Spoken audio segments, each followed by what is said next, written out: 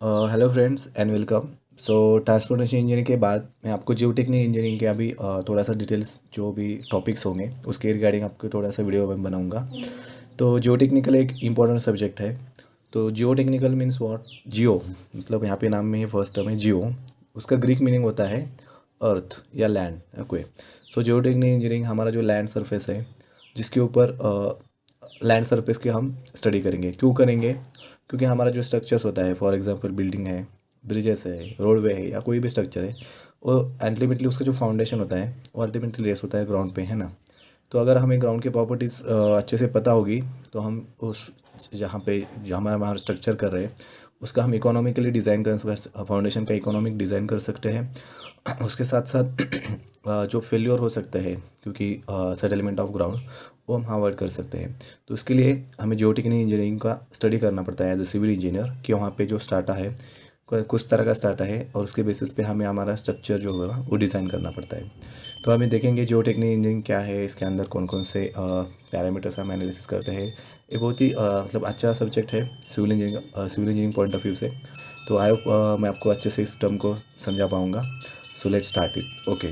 सो जैसे मैंने कहा था जियोटेक्निकल इंजीनियरिंग उसका मीनिंग है अर्थ। ओके। तो अर्थ अर्थ का टॉप लेयर होता है सॉइल का, है ना। तो first layer of earth is soil. तो ये सॉइल क्या है उसका डेफिनेशन हम देखेंगे scientific definition theoretical point of view से। It is naturally occurring unconsolidated particular material. तो यहाँ पे दो तीन टर्म आपको अच्छे से समझना है। एक नेचुरली ऑकरिंग है, तो ये तो लॉजिकली है कि बाबा सॉइल नेचुरली फॉर्म होता है, हम तो तैयार नहीं करते, है ना। नेचुरली ऑकरिंग अनकॉन्सोलिडेटेड पार्टिकुलर, तो सॉइल के अंदर पार्टिकल्स तो होता है, आपको ही पता है क्योंकि हमने कभी, मुझे लगता है हम सब ने सॉइल को एक बार तो हाथ में लेके देखा ही होगा। तो पार्टिकुलेट मटेरियल वहाँ पे होता है। और अनकंसोलिडेटेड मीन्स यहाँ पे दो टर्म आते हैं, कंसोलिडेशन एंड अनकंसोलिडेटेड। तो यहाँ उसका एक डिटेल अगले वाले टॉपिक है हमारा, तो उसके मैं आपको वहाँ पे डिटेल बताऊंगा। लेकिन यहाँ पे आप बता दूंगा एक बेसिक टर्म कि अनकंसोलिडेटेड मटेरियल जहाँ पे होता है तो उसके अंदर उसका कॉम्बिनेशन पूरा नहीं होता है। उसकी वजह से वहाँ पे उसके अंदर वो एयर्स भी रहता है और कुछ अमाउंट ऑफ वाटर भी रहता है। मतलब ये दोनों जो मटेरियल का पूरा स्ट्रक्चर है उसके अंदर प्रेजेंट रहता है क्योंकि उसका पूरा तरह से कॉम्पैक्शन नहीं हुआ है। तो ये होता है अनकंसोलिडेटेड। तो देखेंगे आगे वाले टर्म में हम उसको। तो यहाँ पे मैंने बताया naturally occurring unconsolidated particulate material. तो अभी उसका थोड़ा सा मैं आपको डायग्राम से आपको दिखाने की कोशिश करूँगा। तो सॉइल का यहाँ पे होता है, सॉइल मतलब यहाँ पे आता है सॉलिड्स प्लस वॉइड्स। ओके। तो ऑर्गेनिक इनऑर्गेनिक सॉलिड्स के अंदर आता है और उसके बाद वॉइड्स आते हैं, उसके अंदर एयर और वाटर। तो आप इसको आप अच्छे से डायग्राम से देखेंगे। तो यहाँ पे मैंने एक सॉइल का एक जूम आउट करके, सपोज अपने सॉइल है उसको हमने जूम किया है और उसका हम अभी स्ट्रक्चर एनालिसिस कर रहे हैं। इस तरह से आप देखिए। तो यहाँ पे एक सॉइल का स्ट्रक्चर मैंने लिया है। तो आप यहाँ पे अगर देखेंगे तो उसके अंदर प्रेजेंट होता है पार्टिकल्स, है ना। उसके बाद सॉलिड्स, ओके सॉलिड्स, उसके बाद फाइन पार्टिकल्स, उसके बाद जो वर्ड्स होते हैं। तो ग्राउंड के अंदर जो वर्ड्स रहते हैं उसके अंदर वाटर भी हो सकता है पूरी तरह से, अगर डिपेंड करता है कौन सी एरिया में है, उसका ग्राउंड वाटर टेबल कितना है। और कुछ जगह पे उसके अंदर जो वर्ड्स है वो एम्प्टी रह सकते हैं, उसके अंदर वो एयर प्रेजेंट रह सकता है। तो इस तरह से सॉइल का स्ट्रक्चर होता है, उसके अंदर सॉलिड्स और वाइड्स का कॉम्बिनेशन होकर सॉइल का स्ट्रक्चर बनता है। तो सॉलिड्स कौन कौन से होते हैं अभी हम वो देखेंगे। तो सॉलिड्स के अंदर ऑर्गेनिक इनऑर्गेनिक, वर्ड्स के अंदर जैसे एयर और वाटर। ओके। तो सॉलिड्स के अंदर ऑर्गेनिक सॉइल और इनऑर्गेनिक सॉलिड्स। तो ऑर्गेनिक सॉइल जो सॉलिड्स होते हैं वो इनऑर्गेनिक होते हैं। वो कैसे फॉर्म होता है? Weathering of rocks. ओके। तो वेदरिंग होता है due to rain action, water air के एक्शन से, उसके बाद टेम्परेचर चेंजेस से, इस सब एक्शन की वजह से जो रॉक्स होते हैं उसका वेदरिंग होता है। और उसका फाइन मतलब जो स्ट्रक्चर होता है ब्रेक डाउन होके उसका फाइन पार्टिकल्स में कन्वर्जन होता है।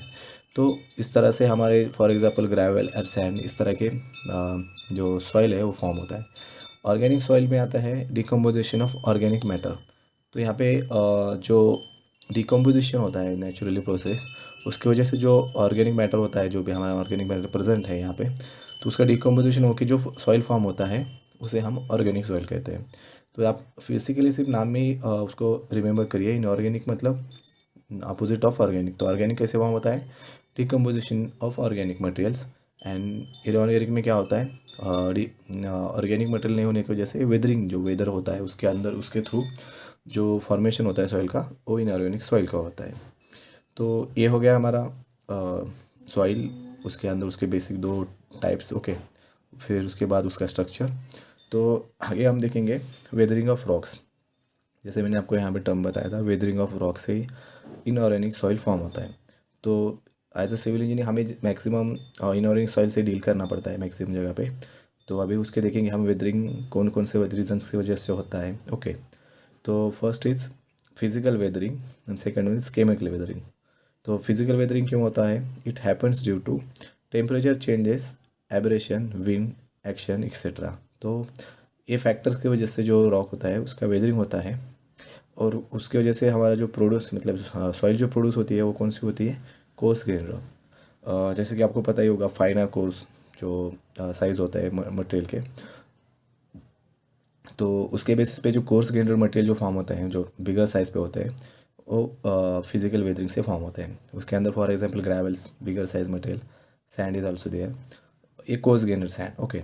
सो उसके बाद आता है केमिकल वेदरिंग। तो केमिकल वेदरिंग हैपन्स क्यों होता है? Chemical reactions like carbonation, oxidation etcetera.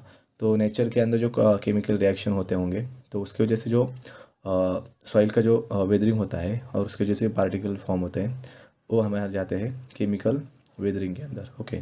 तो उससे हमारे केमिकल की वजह से कोहेसिव सॉइल फॉर्म होते हैं। तो अभी कोहेसिव सॉइल्स क्या है? तो कोहेसिव सॉइल्स मीन्स क्ले यानी ब्लैक कार्बन सॉइल आपने देखा होगा, जो काली मिट्टी हम कहते हैं उसे। तो आपको मैं इसके थोड़े से डायग्राम फोटो दिखा दूंगा, gravel, sand, clay, at the end of video. तो आपको अच्छे तरह से प्रैक्टिकली वो किस तरह से होते हैं, अगर आप फर्स्ट टाइम मतलब जियो टेक्निक का स्टडी कर रहे होंगे तो आपको थोड़ा सा बेस और डिटेल में समझाएगा। अगर प्रैक्टिकली आप कहाँ पे देखेंगे उसको तो आपको पता चलेगा कि या this is gravel, this is sand, this is clay, okay. तो आप उस टर्म्स को अपने प्रैक्टिकल लाइफ से रिलेट कर पाओगे, ओके। तो आप मैं ज़रूर आपको इनमें वीडियो दिखा दूंगा। तो कोई जो सॉल्व फॉर्म होता है केमिकल रिएक्शन की वजह से, ओके। तो ये हो गया वेदरिंग होता है। तो दैट इज़ बेसिक टर्म। तो अभी ये तो हो गया कि बाबा सॉइल है, उसका डेफिनेशन है, उसका स्ट्रक्चर ऐसा है। तो लेकिन आपको क्वेश्चन होगा कि अरे बाबा ये फॉर्म कैसे होता है, वेदरिंग क्या है, कहाँ से होता है, प्रोसेस कहाँ से स्टार्ट होता है। तो उसका एक छोटा सा डायग्राम यहाँ पे मैंने बताया है, उसे हम कहते हैं जियोलॉजिकल साइकिल। जैसे हाइड्रोलॉजिकल साइकिल हम देखते हैं, रेन वाटर जैसे फॉर्म होता है, ओशन से वाटर वेपोरेट होता है, सेम यहाँ पे एक साइकिल है। तो उसके 4 कंपोनेंट्स हैं, weathering, transportation, deposition and upheaval, okay. तो हम इसको एक टर्म बाय टर्म देखेंगे। सपोज यहाँ पे एक माउंटेन फॉर्म है, कोई यहाँ पे एक माउंटेन है छोटा सा, यहाँ पे हमारे सन गॉड है, और यहाँ पे मैंने क्लाउड्स दिखा है, सॉरी फॉर द डायग्राम। तो यहाँ पे आप देखेंगे वेदरिंग। तो जो भी होता है माउंटेन, तो इनिशियल प्रोसेस हमारा जो फॉर्मेशन होता है, जैसे मैंने कहा था, वेदरिंग से होता है। तो वेदरिंग मीन्स को उसकी वजह से सन के एक्शंस की वजह से हो सकता है, या जैसे मैंने यहाँ पे बताया टेम्परेचर चेंजेस, है ना, सन मून का cycle, abrasion, wind action, water के सरफेस, वाटर से जो माउंटेन का सरफेस है उसका पील ऑफ होना, ये सब प्रोसेस की वजह से जो वेदरिंग होता है, उसकी वजह से जो रॉक्स है उसका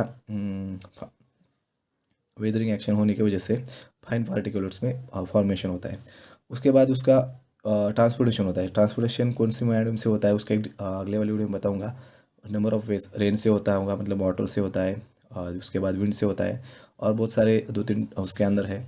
तो आपको मैं बताऊंगा कि ट्रांसपोर्टेशन कैसे होता है, जो पार्टिकल्स होते हैं उसका एक आगे वाली वीडियो में। उसके बाद आता है उसका डिपोजिशन, यहाँ पे मतलब सॉइल फॉर्म होता है। तो लेयर बाय लेयर यहाँ से वेदरिंग होता रहता है, और यहाँ से ट्रांसपोर्टेशन होते होते, ये लॉन्ग टर्म प्रोसेस है एक्चुअली। तो यहाँ से जो मटेरियल वेदर होगा वो ट्रांसपोर्ट होकर यहाँ से आएगा, फिर यहाँ पे वो डिपोजिशन होता चला जाएगा, यहाँ पे हो जाएगा हमारा साइल फॉर्मेशन।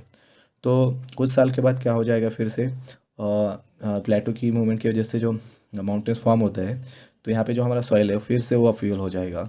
जब अपफ्यूल हो जाएगा फिर उसका वेदरिंग एक्शन, मतलब माउंटेन हो गया, फिर सेम साइकिल रिपीट गोज।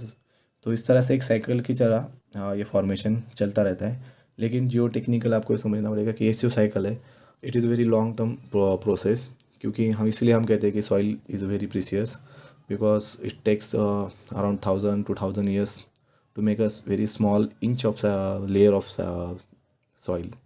तो this is all about the basic terms of Jio technical engineering. तो अगले वाली वीडियो में आपको देखेंगे हम 1 by 1 जियो टेक्निकल इंजीनियरिंग को और डिटेल में। आई होप मैंने आपको बेसिक टर्म अच्छे से बता दिया है।